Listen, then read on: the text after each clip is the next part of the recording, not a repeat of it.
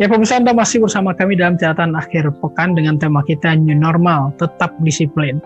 Dan tadi kita sudah membahas di awal bagaimana pandangan Persyarikatan Muhammadiyah terkait pandemi COVID-19 ini. Dan sekarang tadi sebelumnya kita sudah mendengar sedikit tentang bahwasanya Muhammadiyah di setiap berbagai kebijakan Muhammadiyah hadir untuk menyambut berbagai persoalan, untuk menjawab berbagai persoalan yang hadir di tengah pandemi COVID-19. Sebelumnya terkait peribadatan di Idul Fitri, di bulan Ramadan, dan kali ini menuju normal dan termasuk menjalani Idul Adha. Nah, langsung saja Ayahanda, bagaimana kebijakan Persyarikatan Muhammadiyah? Ya, jadi Muhammadiyah memandang bahwa COVID ini di Indonesia masih sangat berbahaya. Sebetulnya pada daerah Jawa itu tidak ada daerah yang zona hijau, semuanya merah atau kuning. Dan di luar Jawa sebetulnya menurut para ahli Muhammadiyah disebut hijau itu karena belum ada pengetesan massal di sana.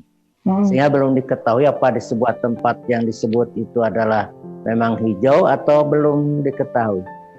Oleh karena itu PP Muhammadiyah mengatakan mengeluarkan beberapa edaran dalam rangka menjaga keselamatan umat maupun bangsa, termasuk khususnya anggota Muhammadiyah untuk tidak menjadi korban dari wabah seperti ini. Sebagai halnya kemarin kita mengeluarkan edaran nomor 6 berkenaan dengan puasa Arafah, Idul Adha, potong kurban. Puasa Arafah kemarin itu masih tetap dilaksanakan walaupun di Arafah tidak ada yang wukuf, tetapi kemarin Kerajaan Saudi mengumumkan akan ada ibadah haji dengan terbatas, yaitu untuk warga negara Saudi ataupun warga negara asing yang ada di Saudi. Jadi sangat terbatas. Oleh karena itu kita ada rujukan untuk puasa Arafah.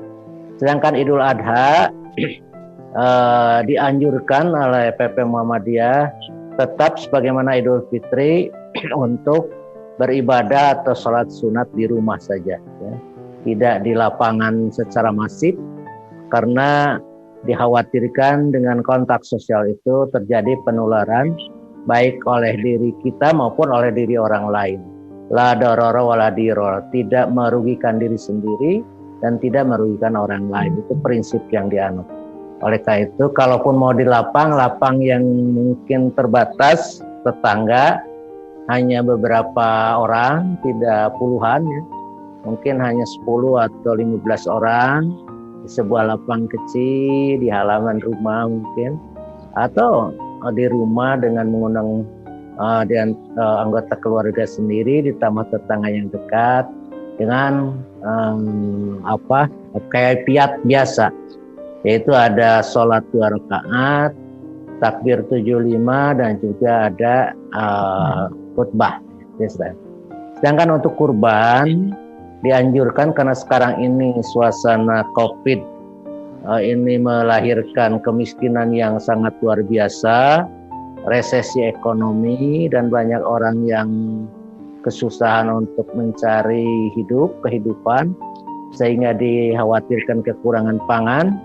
Maka PP Muhammadiyah menganjurkan biaya kurban itu disalurkan kepada Lajismu dan dipakai untuk kepentingan menolong orang-orang yang kesusahan itu.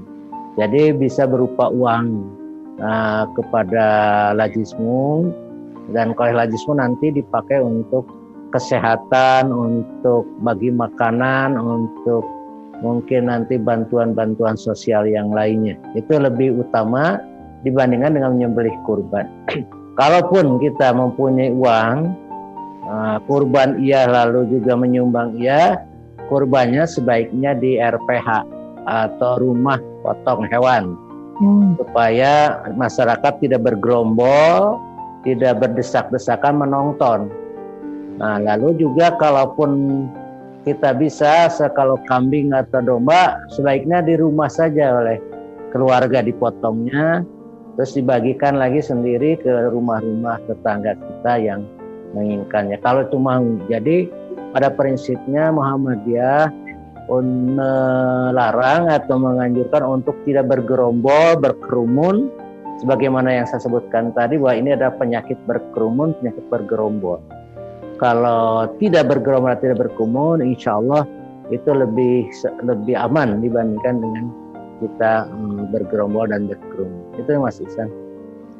Baik, itu dari Persyarikatan Muhammadiyah terdapat beberapa himbauan terkait new normal, apalagi kita menghadapi Idul Adha. Dan kalau bagaimana Persyarikatan melihat kebijakan new normal dan penerapannya sendiri yang dikeluarkan oleh pemerintah, bahkan di beberapa daerah ada yang mulai transisi ke new normal, ada yang sudah mulai menerapkan new normal. Bagaimana pandangan Muhammadiyah?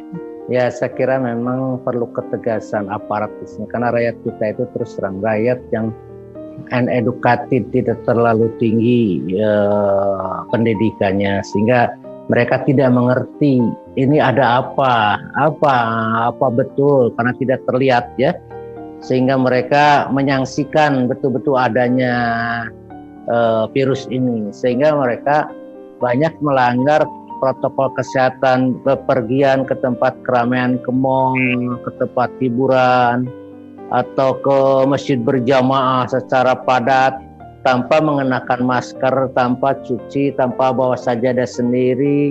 Ini memerlukan pengertian yang luar biasa. Bangsa kita itu terus terang, saya sudah katakan 60% pendidikan SD ke bawah. Mereka tidak mengerti, perlu diedukasi oleh kita. Dan ketegasan aparat untuk menjaring atau menseleksi orang yang mana yang boleh masuk ke mall, mana yang boleh bekerja dan tidak bekerja. Tapi dengan cara tegas. Umpamanya orang-orang yang manula seperti saya di atas 60 tahun dilarang naik kendaraan umum, dilarang masuk mall, termasuk pada sembahyang di masjid secara berjamaah. Nah, itu mungkin harus ketat. Kalau di kita kan akhirnya orang-orang tidak mengerti, lalu juga aparatnya tidak tegas, sehingga timbullah pelanggaran-pelanggaran. Maka sekarang itu yang menjadi pasien atau menjadi terkontaminasi penyakit ini setiap hari bertambah 1.000 lebih. Setiap hari bertambah 1.000 lebih, sehingga jumlahnya itu makin lama makin tinggi, kemungkinan sampai 100.000 lebih kalau akhir Juli itu. Tapi menurut saya ini perlu ketegasan di pihak itu tentang pengaturan manusia, karena bangsa kita ini harus diatur dengan ketat, dengan kuat, sebagaimana mungkin di negeri-negeri lain pun seperti itu, dijaga, diedukasi, sehingga mereka mengerti tentang perlunya menerapkan protokol kesehatan dalam masa new normal. Baik Anda, ini menjadi catatan yang perlu kita pegang bersama, apalagi dari pemerintah. Tadi disampaikan bagaimana pemerintah harus tegas. Dan Anda, kita jeda sejenak dan kita akan kembali usai jeda berikut dengan tema kita new normal, tetap disiplin.